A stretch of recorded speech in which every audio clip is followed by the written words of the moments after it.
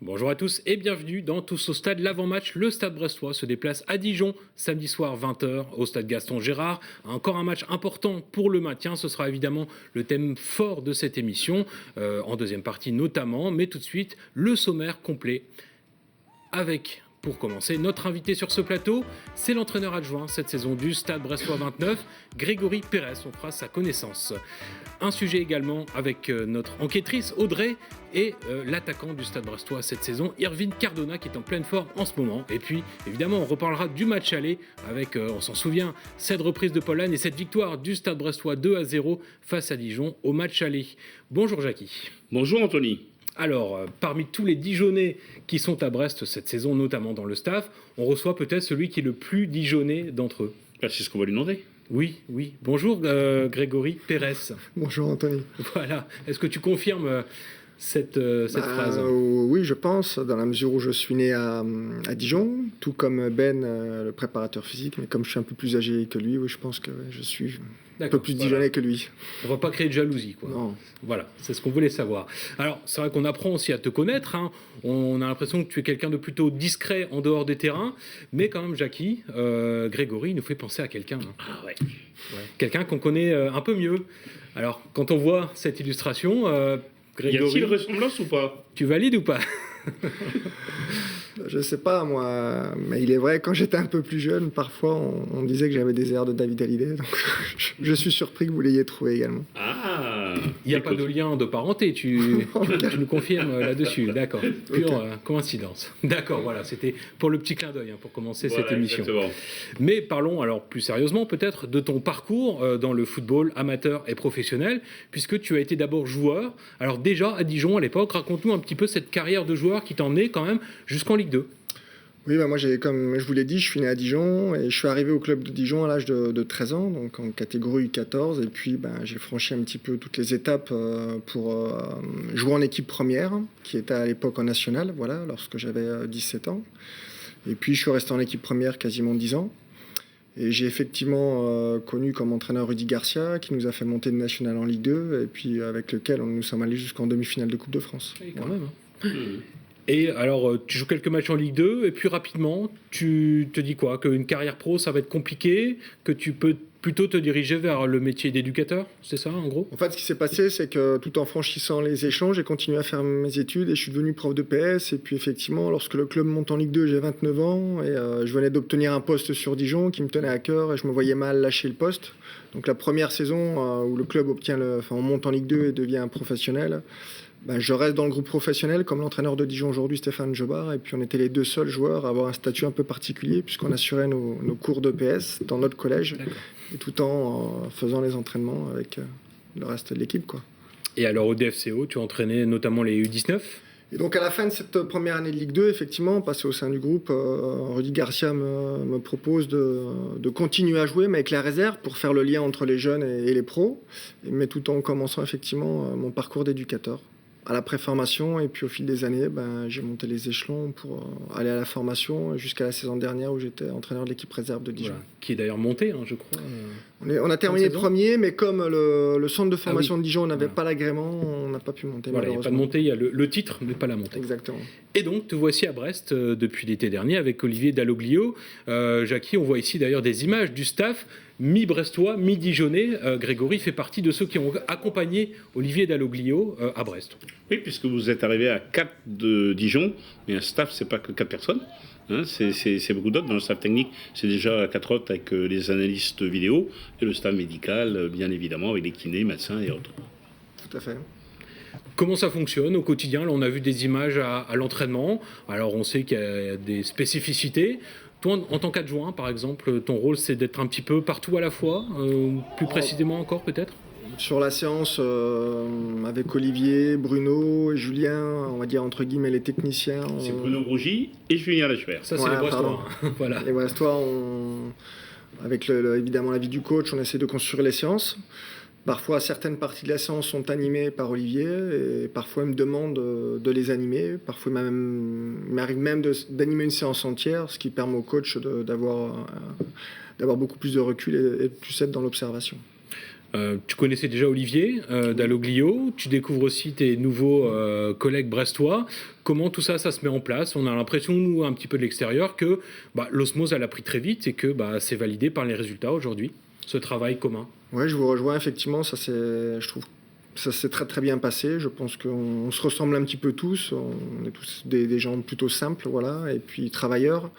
Et c'est vrai que l'entente est très bonne et je pense que les résultats fait que est aussi une résultante de cette entente du staff. Et puis il faut dire aussi une chose, c'est rare qu'il y ait des changements d'entraîneur quand une équipe monte. Ce qui veut dire que pour le staff qui arrive, c'est difficile parce qu'il y a eu du succès l'année précédente.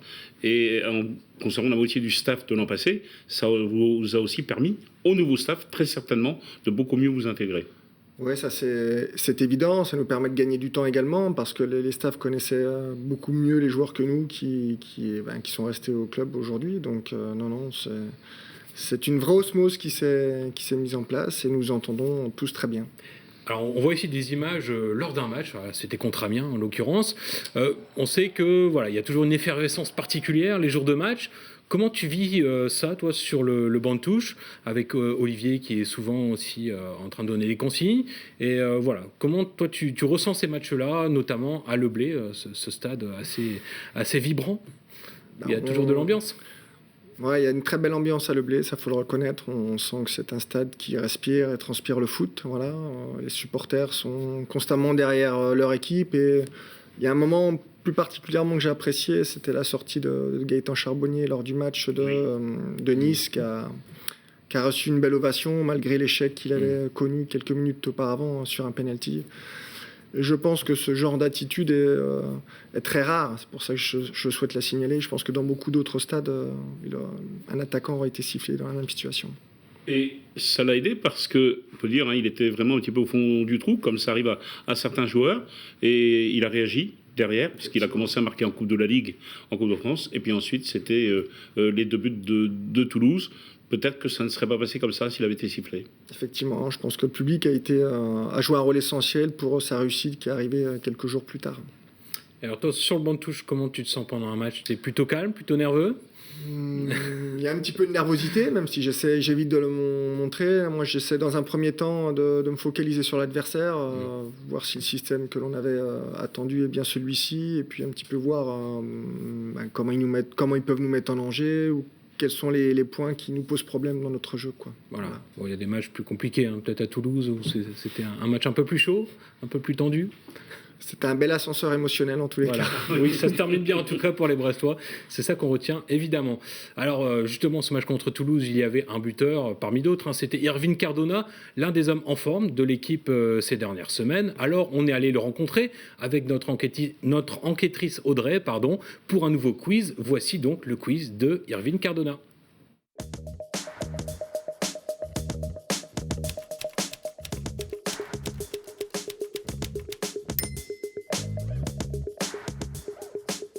Salut Irvine. Salut. Bon, est-ce que tu es prêt à affronter les questions de tes supporters? Ouais, je vais répondre à toutes les questions. Quel est ton passe-temps préféré à part le foot? Alors j'aime beaucoup jouer à la Play. À quoi? À Fortnite. Ouais. Je suis un joueur de Play et j'aime beaucoup le golf aussi. Et tu aimes alors la Bretagne?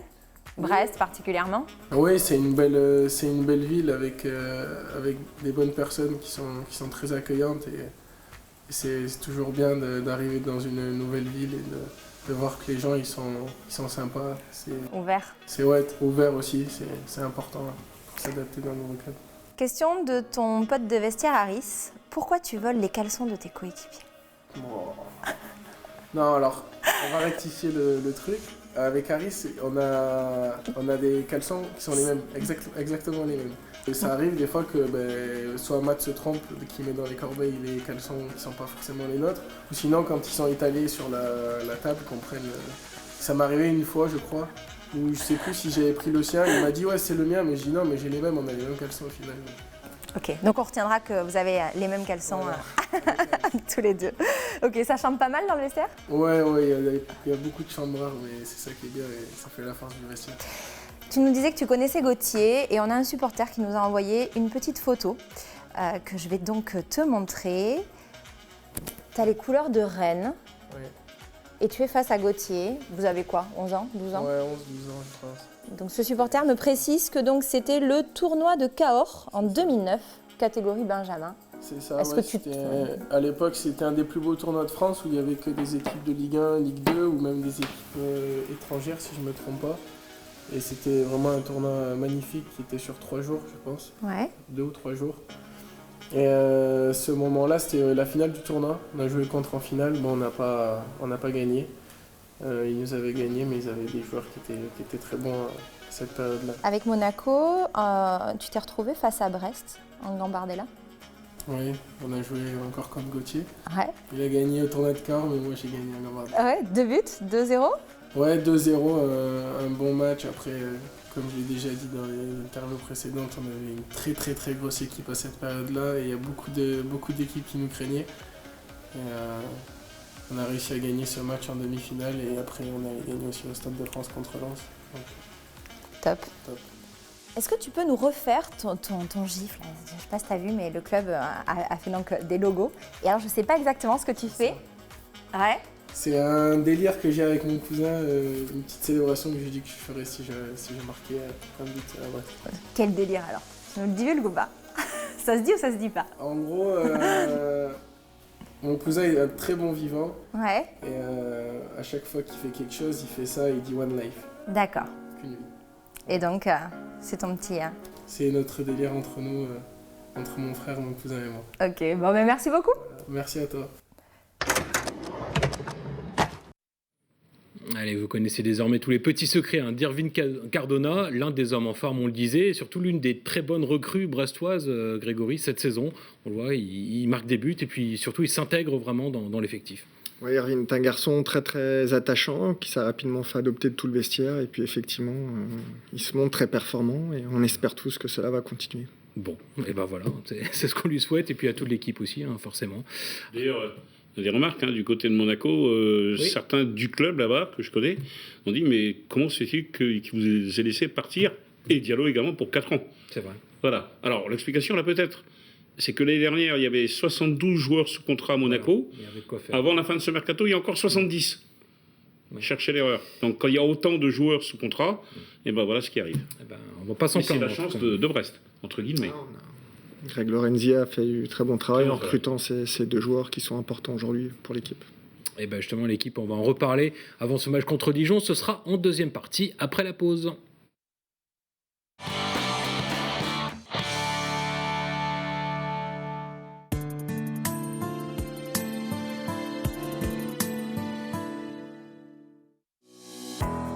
Atlantique Distribution Automatique vous propose une large gamme de produits de grande marque et de qualité avec une offre complète de distributeurs, de fontaines à eau et de machines à café.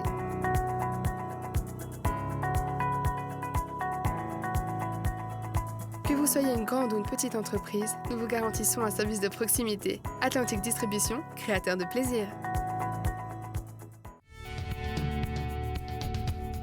Vous cherchez un crédit immobilier. Avec moncourtiercrédit.com, c'est toujours 0 € de frais de courtage. Les meilleurs taux du marché? Une réponse sous 48 heures. Avec moncourtiercrédit.com, gagnez du temps et de l'argent. Zéro stress pour vos crédits, conso, auto, travaux. Contactez-nous dans une de nos 7 agences ou en ligne sur notre site.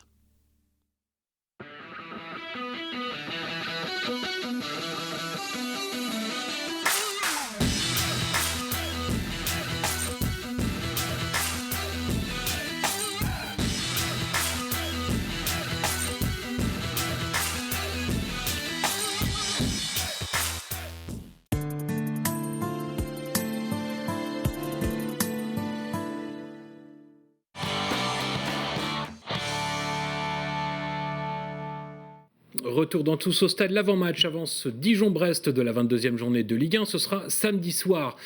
Grégory Pérez est avec nous, l'entraîneur adjoint du stade brestois 29. Alors Grégory, là on parle de ce match contre Dijon. Après 2 autres début janvier, c'est un petit peu la trilogie du maintien en ce moment, avec ces 2 matchs contre Toulouse et Amiens bien négociés. Là c'est le 3e. On a l'impression que c'est vraiment un tournant de la saison déjà, assez rapidement. Ouais, je pense à un premier tournant de la saison, dans la mesure où on rencontre des adversaires directs et en faisant des résultats comme on vient de faire, ça nous permet de mettre à distance certains justement de nos concurrents. Donc ce sont des matchs qui ont un certain enjeu. Pardon. Justement, on revoit ici les images du match contre Amiens, samedi dernier, Jackie, alors match compliqué, mais que Brest a quand même réussi à gagner, c'est ça qu'on retient. Voilà, absolument, avec ce premier but en tout début de deuxième mi-temps d'Alex Mendy, plein d'opportunisme, et qui fait du bien à ce moment-là. Le poteau rentrant, la réussite en plus. Et puis alors la moindre réussite, c'est le pénalty concédé par Duvert. Alors Oui. pénalty ou pas, on peut en débattre. Ouais, d'après toi, Eric ? Je ne suis pas surpris que l'arbitre siffle. Alors c'est vrai qu'il y a un contact. Après, Il peut siffler comme ne pas siffler, va voilà, dire. exactement. Mais Voilà, il a heureusement, sifflé. Et puis cette erreur défensive dont profite Irving Cardona, qui s'est parfaitement tiré parti de ce genre de ballon et qui nous permet à quelques minutes de la fin d'avoir la victoire. La victoire qui va nous permettre, puisqu'on avait 7 points d'avance sur Amiens, oui. et de les mettre à 10 points, parce que ça fait ce qu'on appelle des matchs à 6 points. 3 de moins pour l'adversaire, 3 pour nous. Comme ça s'est passé à Toulouse. Et effectivement, le mois de janvier nous réussit bien. Voilà, on va mettre de côté les matchs de coupe qui n'ont pas réussi, mais l'essentiel, c'est le championnat. Peut-être un mal pour un bien. Peut-être aussi, voilà, on verra en fin de saison. En tout cas, Grégory, on a l'impression que Brest a su à la fois bien négocier ces matchs-là, mais même si on parle de la phase aller, je ne sais pas quel regard tu portes, on a quand même l'impression que Brest a plutôt réussi son coup, même s'il y a eu forcément des matchs plus compliqués. De voir Brest aujourd'hui entre la 10e et la 15e place depuis de longues semaines maintenant, c'est déjà une première satisfaction. Oui, non, mais il est important de bien débuter la saison, c'est ce qu'on a su faire. Moi, je trouve que l'équipe a bien progressé, a su faire preuve de régularité. Je crois qu'on a perdu qu'une seule fois 2 matchs de suite. Voilà. Et puis, une saison, c'est très long. On a 28 points, c'est bien, mais c'est pas encore suffisant pour se maintenir. Donc, il faut encore aller en chercher une petite dizaine. Bien sûr, mais le fait d'avoir battu ses concurrents directs, tant à la poule aller qu'au début de cette poule au retour, permet quand même d'avoir une certaine sérénité pour aller chercher les points supplémentaires. Oui, ça c'est évident. On va jouer les prochains matchs avec un petit peu moins de pression et puis ces victoires doivent apporter de la confiance aux joueurs. Mais je pense que ce match d'Amiens il est assez révélateur des progrès effectués par l'équipe. Effectivement, comme vous l'avez dit, ça n'a pas été l'un de nos meilleurs matchs en termes de qualité de jeu, mais en tous les cas, le courage, l'abnégation, je pense qu'en début de saison, je ne suis pas certain qu'on aurait gagné ce match-là. C'est ce que tu m'as dit après le match samedi soir. On n'aurait pas gagné au début de saison. Ouais. Voilà. Si on regarde Toulouse, par exemple, le premier match. Voilà. Tu parlais de la qualité de jeu. Il y a des débats en ce moment sur la qualité du championnat de France globalement. Quel regard, tu vois, par exemple, sur des équipes qu'on attendait en haut du tableau, qui ne le sont pas forcément. Bien sûr, il y a le PSG, mais globalement, ce championnat de Ligue 1, est-ce qu'il correspond à ce que tu en attendais, maintenant que tu le pratiques depuis quelques mois avec le Stade Bressois ? Moi, je pense que c'est un très bon championnat, que le niveau des joueurs est très intéressant. Et ce qui me permet de dire ça, c'est que beaucoup de grosses équipes des championnats phares européens viennent s'y servir. Donc, voilà. Ce n'est pas pour rien. C'est sûr. Ouais. Donc, voilà. Brest a d'autant plus de mérite de bien réussir dans ce championnat. Alors on va regarder les classements avant la prochaine journée. Le haut du tableau, Jackie, toujours PSG évidemment largement en tête. Oui, qui a 10 points d'avance sur Marseille, Rennes qui est bien, Montpellier également sans faire de bruit à la 4e place, Lyon qui a plus de mal et on voit que Bordeaux a 29 points avant de passer à la deuxième partie du classement. Nous, on est 14e avec 28 points, donc à 1 point de Bordeaux quand on regarde un peu au-dessus, mais surtout en dessous Saint-Étienne, avec qui on est à égalité, Amiens, Nîmes et Toulouse, qui ont 10 points, plus de 10 points ou 10 points, et un goal average défavorable. Et on voit que Dijon, notre prochain adversaire, est aussi à 7 points. Metz, où on ira aussi prochainement, qui est à 23 points. Ça veut dire qu'effectivement, ce sont ces matchs-là qu'il faut continuer. Et j'ai envie de dire que même déjà, un nul à Dijon serait déjà quelque chose de bien. Même si on peut espérer plus. Ça serait un bon résultat parce que ça nous permettrait de les maintenir à 7 points, ce qui n'est pas négligeable. Surtout que Dijon est sur une série de 9 matchs sans défaite. Oui, c'est... À part le week-end dernier. Oui. Ils ont battu des grosses équipes. Ils aussi, ont battu hein. des grosses équipes. Ouais. Bon, en Coupe de France, mais c'est la Coupe. Voilà. Ils ont joué cette semaine, attention, parce qu'ils ont joué une prolongation, un match très physique contre Limonès de N3, qu'ils ne battent qu'à 12 secondes de la fin. C'est quand même malheureux pour ces joueurs de N3 qui auraient mérité, L'exploit à 12 était secondes proche. près, puis d'aller moins à la séance de pénalty. Donc on retrouvera Dijon au prochain tour de Coupe de Voilà, et France. puis il y a une équipe comme Belfort, Aussi, qui voilà. est co-entraînée par Youssef Adnan, notre ancien joueur, eh bien, qui eux ont battu Montpellier après avoir battu Nancy. C'est C'est vrai. compliqué la Coupe de France quand on est en Ligue 1. Pas évident, effectivement, surtout lorsqu'on va jouer chez des clubs amateurs, pour qui c'est le match de leur vie, et ces joueurs-là se subliment. Et souvent, en plus, en début du mois de janvier, on retour de trêve, et ces équipes amateurs, souvent, n'ont pas coupé pour jouer le match. Vous avez fait un réveillon plus tranquille. Ouais, exactement. Allez, revenons à Dijon. Alors le DFCO, avant de t'entendre sur cette équipe que tu connais bien, on va regarder tout de suite la rubrique de l'adversaire, préparée comme d'habitude par Pierre-Yves Cavarec. Lors de cette 22e journée de Ligue 1, Brest se déplace en terre bourguignonne pour y affronter Dijon. Dans ce duel de deuxième partie de tableau, la lutte promet d'être intense en vue du maintien. Si les Brestois viennent d'enchaîner 2 victoires face à des concurrents directs, le DFCO, lui, reste sur une défaite à Montpellier le week-end passé. Au classement, le club iconé n'a que peu de marge sur la zone rouge, notamment à cause d'un début de saison très délicat au niveau des résultats. Mais attention, à domicile, Dijon est capable d'accrocher les cadors du championnat, notamment le PSG début novembre. Les hommes de Stéphane Jobard chercheront également à laver l'affront du match aller, un revers 2-0 à Francis Leblé lors de la 11e journée.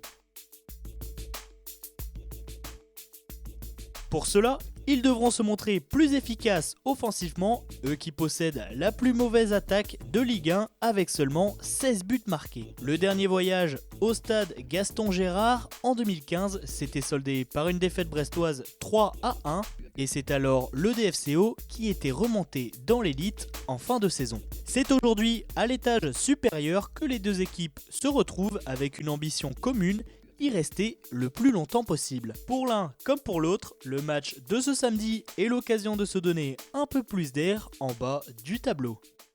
Voilà, Dijon qui essaie de prendre des points importants contre Brest. Dijon qui pourrait se renforcer offensivement, Grégory, puisque c'est là que le bas blesse visiblement cette saison pour les Dijonais, une équipe que tu suis de près, on imagine, ton ancien club. Bien sûr. Ouais, non, effectivement, ils sont à la recherche de 1 voire 2 joueurs offensifs pour justement essayer de pallier à ces problèmes d'efficacité qu'ils rencontrent. Fin du mercato, c'est vendredi vendredi soir. voilà. Donc on saura d'ici le match contre Brest s'ils se sont renforcés, ou Brest aussi, mais a priori non. Voilà, le mercato devrait rester calme. Dans les dernières heures, le C'est jamais 31 janvier, il se passe passer. toujours des choses. Voilà.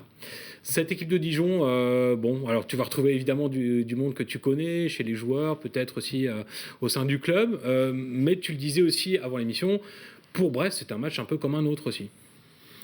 Ouais, c'est un match juste un petit peu particulier pour les 4 personnes qui ont joué le Stade brestois cette saison. Sinon, effectivement, c'est un match comme un autre. Voilà, il n'y aura pas une préparation spéciale Dijon parce qu'on vient de Dijon, non, surtout pas. Une meilleure connaissance des joueurs, peut-être. L'effectif a pas mal évolué. bougé, évolué. Voilà. On connaît quelques joueurs, mais ça a beaucoup bougé quand même à Mais l'intersaison. le coach Joubard était le coach adjoint C'était le coach d'Olivier adjoint. Deloglio. Moi, j'ai joué avec T'as joué avec très lui. longtemps, Voilà. donc c'est quelqu'un qu'on connaît bien, évidemment. Donc, Et bien justement, Olivier Deloglio était en conférence de presse ce jeudi matin et forcément, on lui a posé la question sur ses retrouvailles avec son ancien club. On écoute la réponse du coach brestois Olivier Deloglio. Oui, une émotion de retourner là-bas. Je suis resté 8 ans et demi dans ce club. On ne peut pas oublier du jour au lendemain tout ce qui s'est passé. On a eu des très bonnes périodes sportives, des périodes difficiles aussi. Mais bon, c'était plutôt positif. Voilà. Il y a Greg Pérez, il y a Benjamin Guy, ce sont des vrais Dijonnais. Il y a Max qui lui n'est pas un vrai Dijonnais, mais qui est resté, qui était avant moi au club, donc, qui a commencé stagiaire en fait. Voilà. Donc, il y a pas mal de ces garçons-là ont grandi aussi avec le club. Donc ça c'est important pour eux de revenir dans cette ville qui leur a amené quand même pas mal de choses. Un vestiaire, ouais, d'ailleurs les vestiaires visiteurs, ils sont assez moches. Donc, ouais. c'est un message, il faut rénover tout ça. Voilà.